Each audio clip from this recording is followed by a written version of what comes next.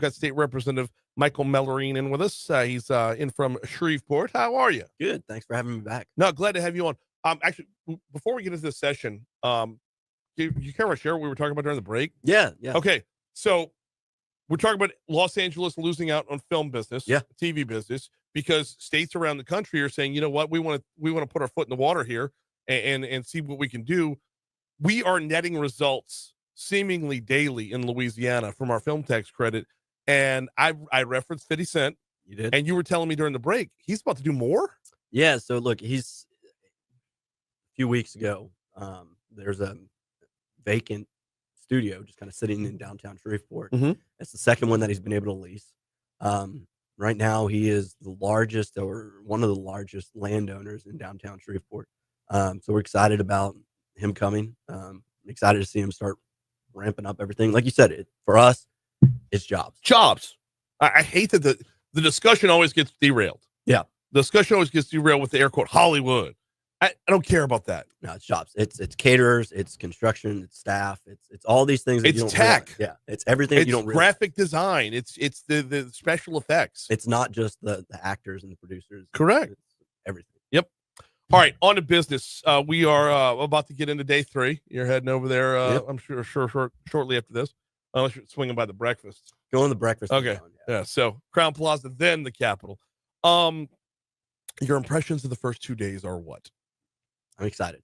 Okay. Yesterday in civil law, we had our package of bills, or the first part of our package of bills, looking at dealing with the automobile insurance crisis.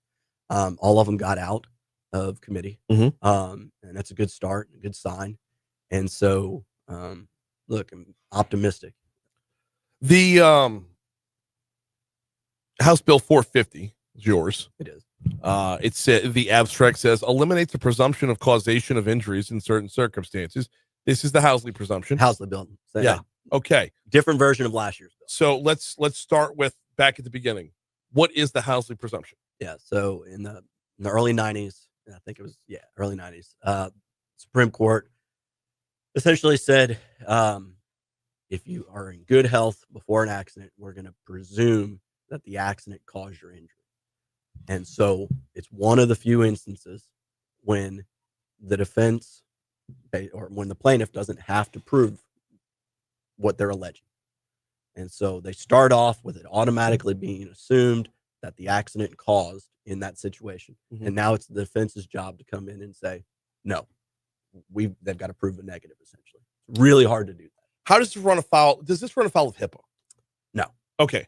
That was my only concern on this, was that somehow medically protected records would show, how do you walk that path? So courts and law basically says, once you make an allegation and you put your health in question, like, the other side gets to look into it. Okay. If you're making those allegations that this happened, then then you get all right. Now I understand it. I understand it. Okay, so nobody was asking about your medical records until you said there was something to look at in your medical records. Exactly. So essentially, if you don't, to put it in other terms, if you don't start nothing, ain't gonna be nothing. So exactly.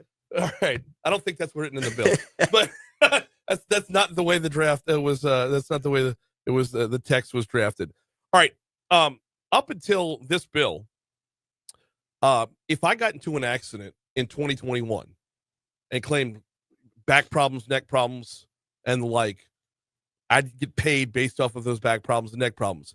I get into an accident in 2022, I could feasibly claim the same thing because they wouldn't be allowed to go back and look. No, you can. And so that's where, okay, so like the best example in somebody, when I was doing an interview back home, they asked, think about it this way. You're at your house and you fall off a ladder and you're deciding that you're going to the hospital, right? Because you're going to get checked out. You don't know what happened. But you're like, I need to go get checked out. While you're driving to the hospital, you get into a car accident. Okay. And then after the car accident, you still go to the hospital, but you say, I broke my arm. Or that's what you find out. Right. But you don't have any medical treatment showing or any medical record showing you had a broken arm before the car accident. Okay. Right now, it would be presumed that the car accident caused your broken arm. When we know you were on the way to the hospital because you had an accident at home, but you didn't have any medical treatment. So there's no way to prove it. It's an extreme example, probably not the best, but it does just highlight if you don't have a medical record showing or something without your bill, though, can they even ask? You can ask, but Okay. it's up to the defendant to prove that the fall would have caused it. Okay. Instead of the plaintiff having to prove, no, it was the car accident. Do we have numbers on how many, presumptive, how many cases this would affect? We don't have numbers. Okay. And I'd be guessing if I told you, but I can tell you it runs the gamut. It's used in very small cases, something like in a parking lot. It can be used in really big ones. Mm-hmm. It can sometimes be used, even if it's not affirmatively or like actively asserted.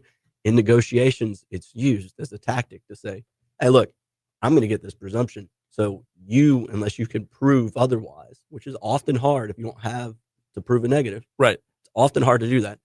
It can be used as a tactic in order to drive a settlement.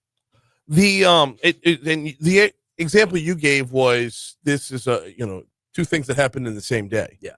But it doesn't have to be that way. Like that. There's a whole lot. I mean, if you fall off a ladder on Saturday and then like 3 weeks later you're in an accident, now you're not going to walk around with a broken arm for 3 weeks. But if you had your spine, a herniated disc, you have a herniated disc, right. and that's a lot of times where it comes. Something like that, where a lot of times it's something that is degenerative, just age related, like, and you don't ever go to a doctor, and so you may not have an MRI that shows what you look like. It's very rare that you've got an MRI that shows what your spine looked like before an accident. But if you look, take the three of us in this room. Mm-hmm. We're all above 35 years old. Yes. And so if you go and have an MRI, you can have no pain. Chances are you're going to see something that would be considered a positive finding. A disc bulge, a disc herniation. Like, you're going to have some of those conditions in your spine, just naturally related to age. So, well, if you want to go to extreme here, summer after senior year playing Legion baseball, I slide into second base at Bogalusa High School. Jammed up my knee pretty good. Now, not enough to require surgery unless I was going to continue playing baseball, which anybody who knows, was never going to do that. Not a college athlete here. But, so I never needed surgery on my knee. Yeah. But if I were to get into an accident today, as the law stands right now, the Housley Presumption would say, I just hurt my knee today. It could, depending on a few things. But yeah, it could. It's just something like, all we're trying to do is say, if you're going to make the allegations that an accident caused your injury, you should have the burden of proving it, just like every other aspect of your claim. The opposition to this is coming from where? Yesterday in committee, the only opposition, and it wasn't really opposition, it was looking at trying to clarify some language. Okay. And make it clear. And I told Rep Brown, I said, look, I'm with you. I understand. I think we could probably tweak it a little bit to make it clearer. Understood what he was saying. But other than that, there really was no opposition yesterday. The State Representative Michael Melerine is in with us. He's got House Bill 450 that is challenging or eliminating the Housley Presumption.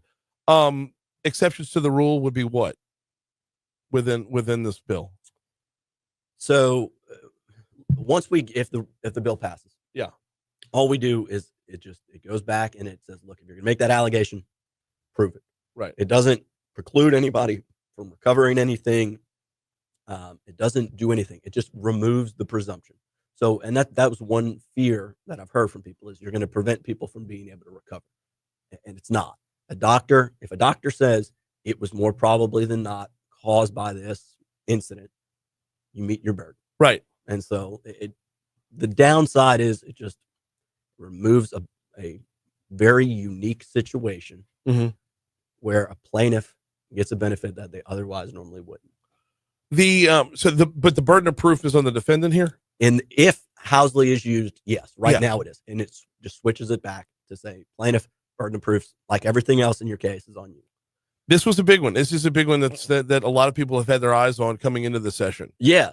Rep Nelson, now, Department of Revenue Secretary, when he was in the House, he had it passed. It was vetoed by former administration. Yeah. I had it last year, a different version of it. It died in the Senate last year. And now, so this is the third time.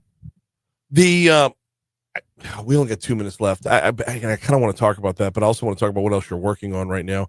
because process is so important here. Yeah. When you see a bill die 1 year and have it come back next year, that doesn't mean it was a bad idea last year. It just means you've been able to refine it. Yeah, and look, if you look at last year's version to this year's version, it's different. Talking to people, some of the concerns, we tried to get it in a position where everybody that had those concerns were addressed, but at the same time not watering it down, and so it was ineffective. Again, it's still going to continue to be looked at and see if we can make it as good as we can. He is State Representative Michael Melerine. Okay, 90 seconds left. What else you working on? All right, so for me, I've got a bill for Secretary of State Nancy Landry. I also have a bill dealing with teachers and teachers unions that would allow teachers to opt out of being in a union. And so therefore, look, right now they don't really have an option. And so this would allow them, if they choose to opt out. Okay. The teacher would get more money. Their money, if they don't want to be in that union, wouldn't have to go to union dues. So interesting. I didn't, so I know there's 2 unions and there's a third group that's out there. It depends. It depends where you're at in the state. There's different things. What are you working on for Nancy Landry? A bill that basically says if Secretary of State or some other people enter into a consent decree, they have to get legislative approval in order. That way we're not tied. Oh, I saw this one. Oh, we only got a minute left. Sorry, I didn't mean to cut you off. Continue. No, essentially what it's saying is somebody that is, or an entity can't go rogue and can't start agreeing to things that are just outrageous, that are going to tie everybody's hands going forward. You have to get legislative approval in order to do it.